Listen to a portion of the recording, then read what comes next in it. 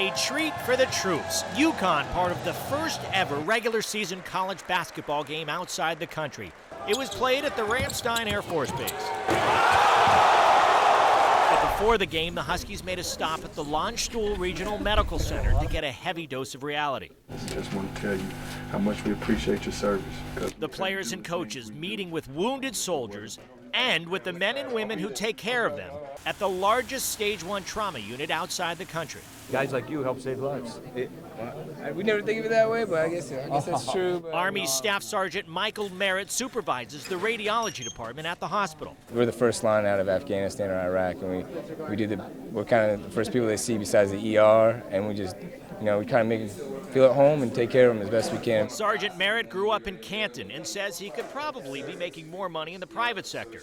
But he, like the other servicemen and women, have something in common. Underlying, I say, is patriotism, but I think the fact that all of us share a core of helping others, and then there's no other better, I say, honor to help others than to help your fellow countrymen. So, how's everything going?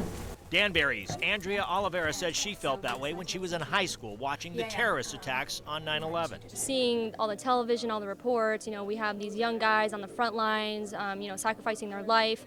They have families, they have kids at home, and I'm like, wow, I want to be a part of that. And so now she's an Army clinical nurse, recently at Walter Reed Hospital and now in Germany.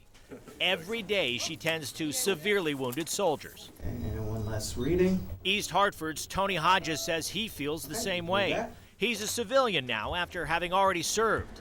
He's employed at the hospital's ophthalmology ward.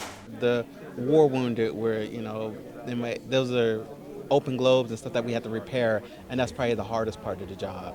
Hodges sometimes finds himself as a tech in eye procedures and says there's no financial reward greater than helping our soldiers. This is my way to give back to the soldiers that came before me and that's going to be after me.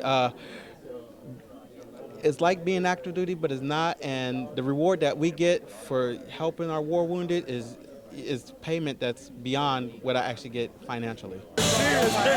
Hodges got an even bigger reward when his beloved Huskies came to the base and upset Michigan State.